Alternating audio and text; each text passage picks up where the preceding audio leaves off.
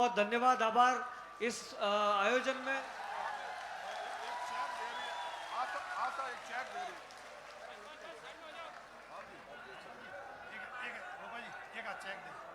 सभी लोग अपना अपना स्थान पे बैठ जाएं, अनुशासित तरीके से सुने, बाबू जी बोलेंगे। दे देंगे चेक, एक नहीं 10 ले लेंगे। आप सब बैठ जाइए, वक्ताओं के अलावा इस मंच पर कोई नहीं खड़ा रहे।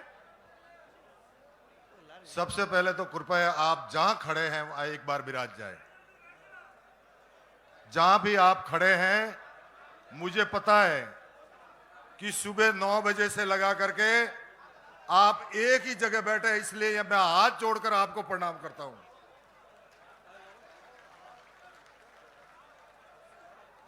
एक बार एक फोन छोटो, दोनों हाथ ऊपर करके बोलो जयतेश्वर भगवान की, जगदम्बे माता की, भोलेनाथ की। कुंभ तो हमने भी खूब देखे हैं, नासिक में भी देखा है, इलाहाबाद में भी देखा है, उज्जैन में भी देखा है, परंतु आज ये जो स्टेज पर संत वृंद जो विराजमान है, समाज के पूजनीय संत हैं, और इस समाज के सब रत्न जो विराजमान हैं, उनको भी मैं हाथ जोड़कर प्रणाम करता हूं। आज ये कुंभ नहीं, ये महाकुंभ है, और इस महाकुंभ में पहले भी संतों ने कहा है कि वो जात का नहीं, वो किसी बाप का नहीं, और जो बाप का नहीं वो किसी राष्ट्र का नहीं। क्या जिस तरह से पूरा रबारी समाज यहां जो विराजमान है, मेरे साथ में सभी राजनेता और जोधपुर से इस महाकुंभ के सभी पदाधिकारी, कार्यकर्ता बंधु, जिसका अगर मैं नाम लेना चाहूं, जिन्होंने रात और दिन एक करके बाड़मेर, जालोर, सिरोही, पाली, डूंगरपुर, बांसवाड़ा, चित्तौड़गढ़, प्रतापगढ़, जिस क्षेत्र में भी रात और दिन हम सब मिल करके सबने इस कार्यक्रम के लिए रात और दिन एक करके इस कार्यक्रम को सफल बनाया। इसके लिए मैं पूरी देवासी समाज को नतमस्तक करता हूं और प्रणाम करता हूं।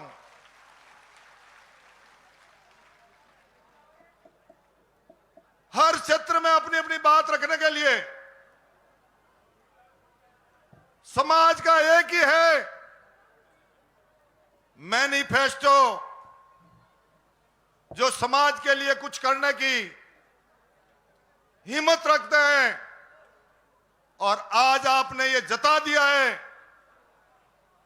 कि आने वाले समय में मुझे गर्व होता है, मैं आपके सामने खड़ा हूं। 2003 से लगाकर आज की तारीख में मुझे गर्व होता है कि 8 विद्यालय आवासीय हमारी पूरे राजस्थान में बना दिए। जयपुर के अंदर छात्रावास, ये जिस तरह से काम किया है, किसी ने कहा कि महिलाओं के लिए, बच्चियों के लिए हॉस्टल 27 करोड़ 60 लाख में सिरोही में बना के तैयार किया है। हरियाली, डूंगरपुर, बांसवाड़ा, कोटा, झालावाड़,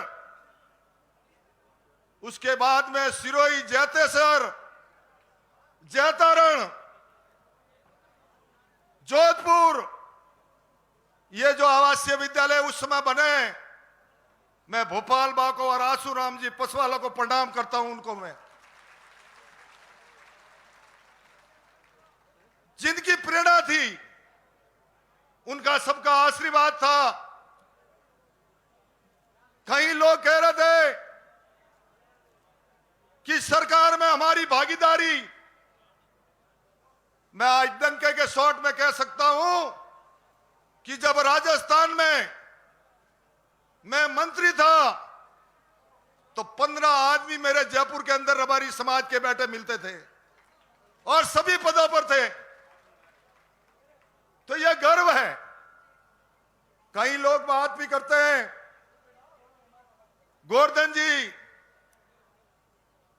और हमारे जगदीश जी, उस समय भी आज हमें गर्व होता है। पहली बार रबारी समाज का आरपीएस रामू राम जी को बनाया था, ये हमारे लिए गर्व की बात है। लोग कई तरह की बातें करते होंगे, परंतु जिस तरह से रतन जी का टाइम आया, उन्होंने भी मेहनत की, मेरा भी टाइम आया तो हमने सबने मिलकर मेहनत की और अकेले ने नहीं की। रबारी समाज के और भी सबने मिलकर के कंधे से कंधा मिलाकर उसके लिए सहयोग किया। उसके लिए मैं नमन करता हूं उनको। लोग बातें करते हैं, आज मैं आपको पट्टे देने की योजना बनाई, 700 वर्ग मीटर 700 वर्ग मीटर एक भूखंड निःशुल्क देने की योजना बनाई। वो पशुपालक कल्याण बोर्ड की तरफ से बनाई। ये मैंने बनाई थी उस समय। इंश्योरेंस की योजना बनाई, बीमा की पॉलिसी बनाई और बाहर जाने वाले लोगों के लिए जो माइग्रेशन करते थे उनके लिए शस्त्र देने की योजना बनाई, ताकि हमारा भाई कोई बाहर जाए उसके लिए जो योजना बनाई। आज लोग कई तरह की बातें करते हैं। ऊंट के लिए योजना बनाई, 10,000 रुपए ऊंट के लिए हमने देने चालू किए। गाय का इंश्योरेंस करना चालू किया। आज हमारे जितने भी एमपी, हरियाणा, मध्य प्रदेश जितने भी लोग जा रहे हैं, मैं तहे दिल से उनका अभिनंदन करता हूं, स्वागत करता हूं।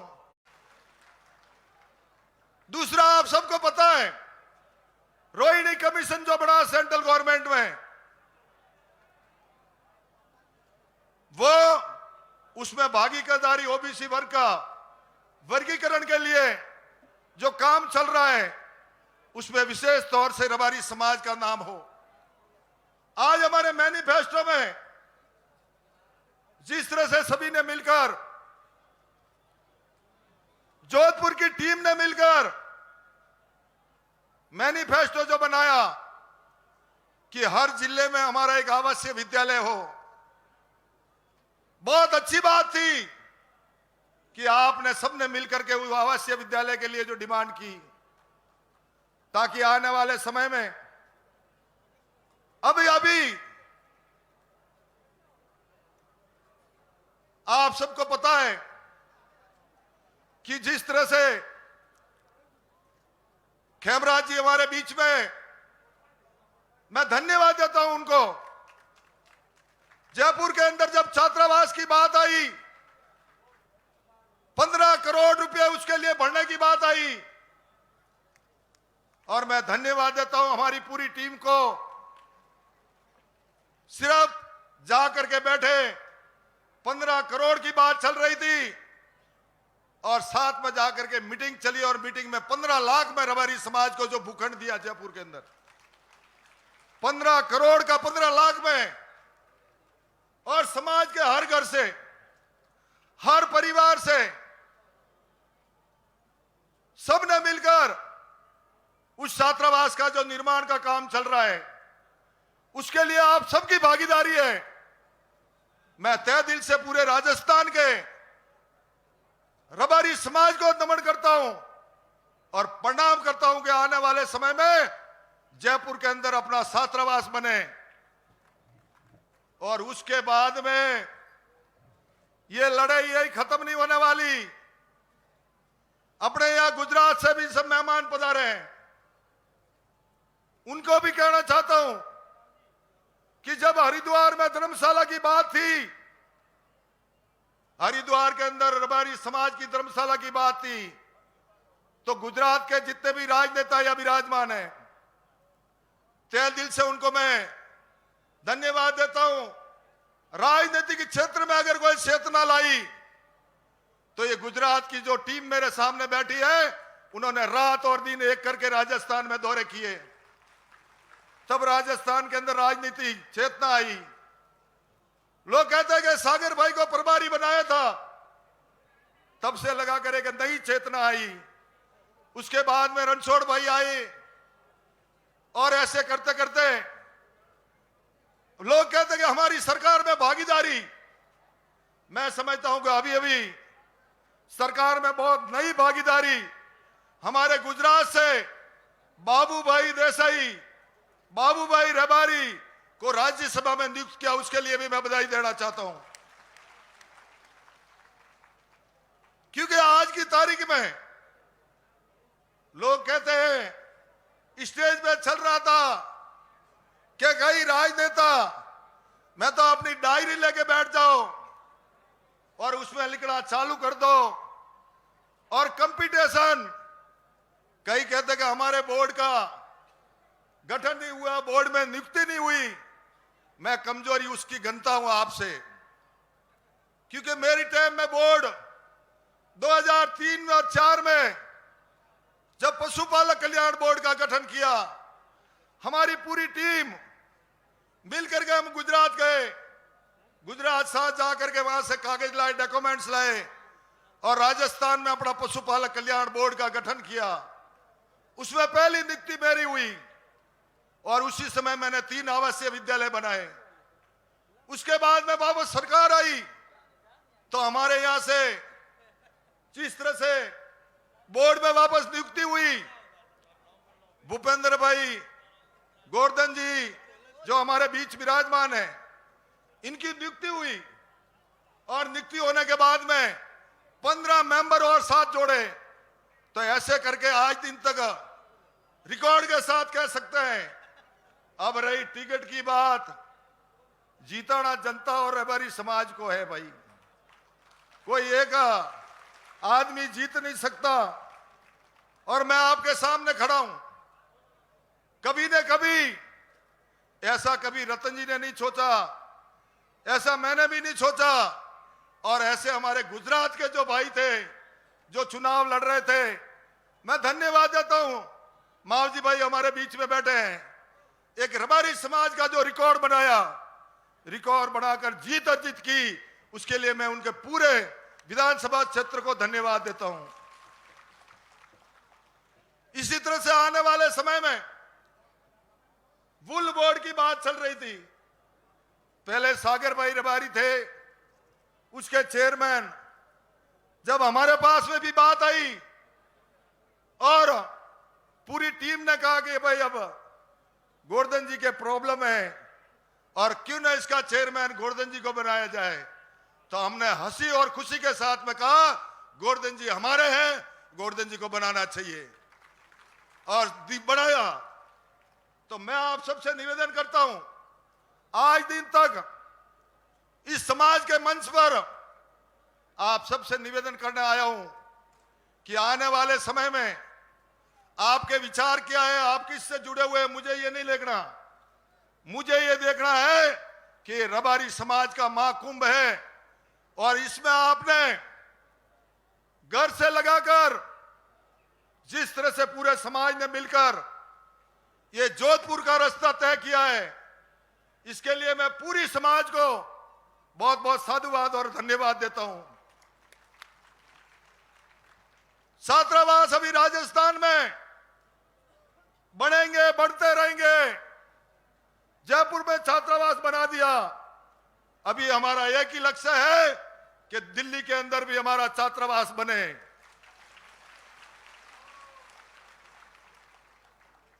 और दिल्ली में छात्रावास कब बनेगा? छात्रावास कब बनेगा?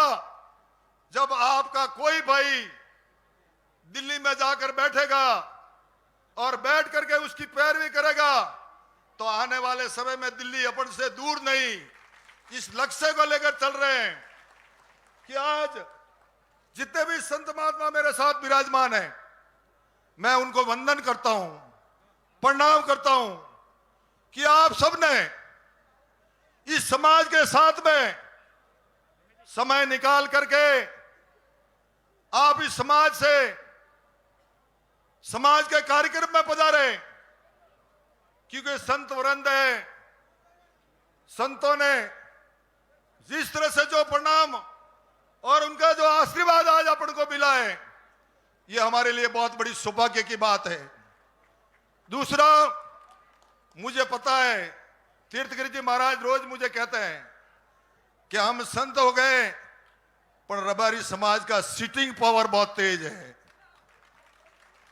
और सिटिंग पावर भी क्यों नहीं हो, आप सबने देखा है कि सुबह 9 बजे से लगाकर घड़ी में 3 बजने आए हैं, परंतु आज दिन तक पूरा समाज संगठित होकर के, एक होकर के, नेक होकर के, जिस तरह से आप सब विराजमान हैं, मैं आप सभी समाज के इस कार्यक्रम में पधारे गुजरात, हरियाणा, पंजाब, मध्य प्रदेश, क्योंकि जितने भी भाई भेड़ पालक आज अपनी मवेशी छोड़कर यहां आए हैं, यूपी से भी आए हैं, एमपी से भी आए हैं। कई पटेलों का फोन आ रहा था, जोराबाई का, नौगू का, कि मुझे भी बोलना है, पर चिंता मत करो, जो बोलोगे आप, हम आपके साथ हैं, पूरे समाज के साथ हैं। और आज आपसे ये वादा कर के जा रहे हैं, आने वाले समय में आप ये जो पूरा रबारी समाज एक मंच पर आकर के आपने जो अपनी शक्ति दिखाई है, उसके लिए तो मैं प्रणाम करता हूं, परंतु आने वाले 23 और 24 में ये रबारी समाज का एक अलग ही रिकॉर्ड होगा, इसके लिए मैं उनको नमन करता हूं। क्योंकि समाज का भविष्य है, और समाज के भविष्य के लिए अपन सभी को मिलकर, आज जितने भी मवेशी बाहर लेके खड़े हैं, उनको कितनी बड़ी तकलीफें हैं, किस तरह से वो रह रहे हैं, उनके लिए क्या योजना बननी चाहिए, परंतु आप सबके बीच में आने का सौभाग्य मिला। और समाज के जितने भी पंच पटेल, समाज के युवा, समाज के सरकारी कर्मचारी, और जितने भी व्यवसायी, प्रवासी, और मेरे बुजुर्ग पिता के समान सब मेरी माताएं और बहनें और पत्रकार बंधुओं, आप सभी इस कार्यक्रम में पधारे, तहे दिल से आपका वंदन करता हूं, नमन करता हूं कि सुबह से लगाकर, मुझे पता है कई लोगों के लिए पानी की व्यवस्था कम पड़ी होगी, परंतु आज पूरा जोधपुर शहर यह महसूस कर रहा है, राजस्थान की सरकार को खुद को पता चल गया कि रबारी अब बोला है, और जब जब रबारी बोला है, राज सिंहासन डोला है।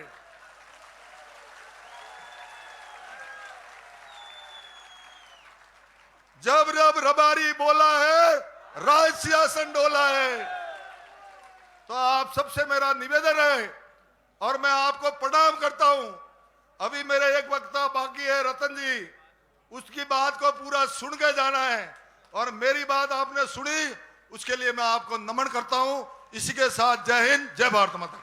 बहुत बहुत धन्यवाद परम सम्मानीय मां चामुंडा के उपासक घोटाराम जी। लीजिए, इसी कड़ी के अंदर हम सब जिनको सुनने के लिए आतुर है, परम सम्मानीय